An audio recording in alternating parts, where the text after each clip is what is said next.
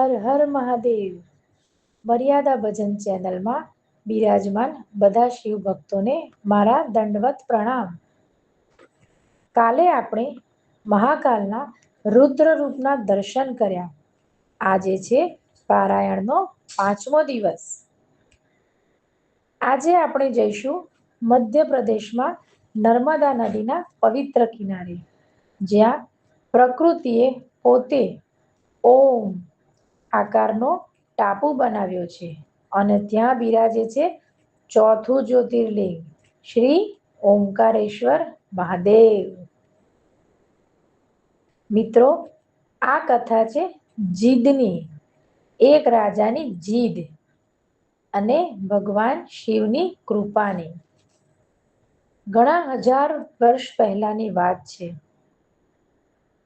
વિંધ્ય પર્વતના રાજા હતા વિંધ્યરાજ. એમને એક જ ઈચ્છા હતી, મારે પણ મેરુ પર્વત જેટલી ઊંચાઈ જોઈએ. હું પણ દેવતાઓથી મોટો દેખાવો જોઈએ. આ અભિમાનમાં એમણે 10,000 વર્ષ સુધી કઠોર તપ કર્યું. ભૂખ, તરસ, તડકો, વરસાદ કોઈની પરવા નહીં, ફક્ત ઓમ નમઃ શિવાય નો જાપ. આખરે ભક્ત વત્સલ્ય ભગવાન શિવ પ્રગટ થયા. બોલ્યા, વત્સ, માંગ. શું માંગે છે? વિંધ્યરાજ બોલ્યા, પ્રભુ, મને એવું વરદાન આપો કે હું આખી દુનિયામાં સૌથી ઊંચો જય થઈ શકું. શિવજી મુસ્કુરાયા, બોલ્યા, તથાસ્તુ. તું ઊંચો થઈશ, પણ એક શરત છે. નર્મદા નદીના કિનારે તું તપ કર. ત્યાં હું તને જ્યોતિર્લિંગના રૂપમાં દર્શન આપીશ. વિંધ્યરાજ ખુશ થઈને નર્મદા કિનારે આવ્યા અને ત્યાં એમણે ફરીથી તપ શરૂ કર્યું. આ બાજુ દેવતાઓને ચિંતા થઈ. જો વિંધ્ય પર્વત વધારે ઊંચો થશે તો સૂર્યના કિરણો રોકાઈ જશે. બધા દેવો ભગવાન વિષ્ણુ પાસે ગયા. વિષ્ણુજીએ કહ્યું, ઉપાય છે, ઋષિ અગસ્ત્યને મોકલો. અગસ્ત્ય ઋષિ નાના હતા. એ વિંધ્ય પર્વત પાસે ગયા અને કહ્યું, હે પર્વતરાજ, હું દક્ષિણ જઈ રહ્યો છું. કૃપા કરીને થોડા નીચા થઈ જાઓ, જેથી હું પાર થઈ શકું. વિંધ્યરાજે કહ્યું, ઠીક છે ઋષિવર, અને નીચા થઈ ગયા. અગસ્ત્યજી પાર થઈ ગયા અને પાછા ફર્યા નહીં. આમ વિંધ્ય પર્વતની જીદ તૂટી ગઈ. પણ નર્મદા કિનારે વિંધ્યરાજે જે તપ કર્યું હતું એ વ્યર્થ ના ગયું. એ જ જગ્યાએ નર્મદા નદીએ પોતાની ધારાથી એક સુંદર ટાપુ બનાવ્યો. અને આશ્ચર્ય જુઓ, એ ટાપુનો આકાર બિલકુલ ઓમ જેવો છે. ઉપરનો ભાગ ગોળ, નીચે વાંકો, એકદમ ઓમકાર. શિવજીએ કહ્યું, આજથી હું અહીં ઓમકારના સ્વરૂપમાં રહીશ. એટલે આ જ્યોતિર્લિંગનું નામ પડ્યું ઓમકારેશ્વર. ઓમ પ્લસ કાર પ્લસ ઈશ્વર.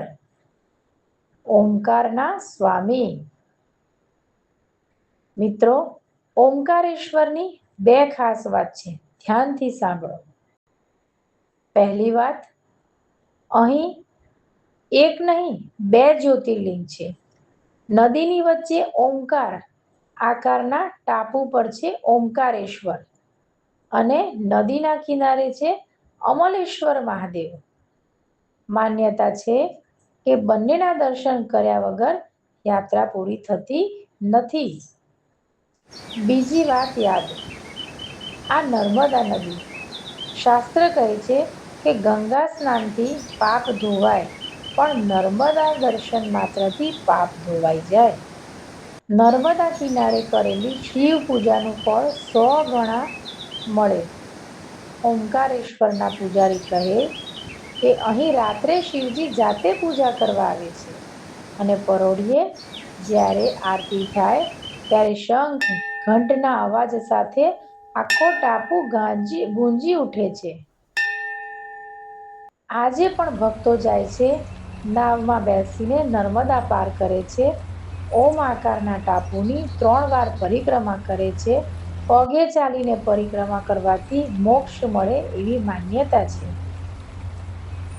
તો આજનો ભાવ શું છે? આ કથા આપણને શું શીખવે છે? જીદ સારી હોય તો ભગવાન પણ મળે, વિંધ્યરાજ જેવી. પણ અભિમાન હોય તો અગસ્ત્ય ઋષિ જેવા સંત પણ એક પળમાં જીદ તોડી નાખે છે. અને સૌથી મોટી વાત, પ્રકૃતિ પણ શિવની પૂજા કરે છે. જુઓ, નર્મદાએ પોતે ઓમકાર બનાવ્યો.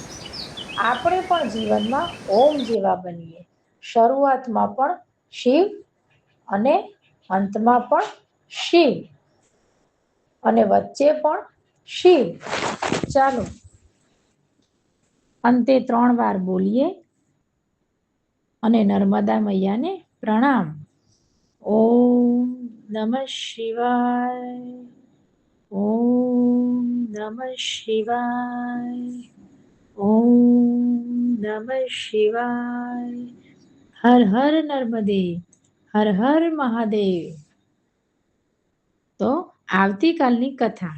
કાલે આપણે જઈશું 5મા જ્યોતિર્લિંગ વૈદ્યનાથની કથા સાંભળવા, જ્યાં રાવણે પોતાના 10 માથા કાપીને શિવજીને ચડાવ્યા હતા. તો આજનો વિડીયો ગમ્યો હોય તો લાઈક કરો, શેર કરો અને મર્યાદા ભજનને સબસ્ક્રાઇબ કરીને બેલ આઇકોન દબાવો. બોલો હર હર મહાદેવ. જય શ્રી ઓમકારેશ્વર. જય નર્મદા મૈયા.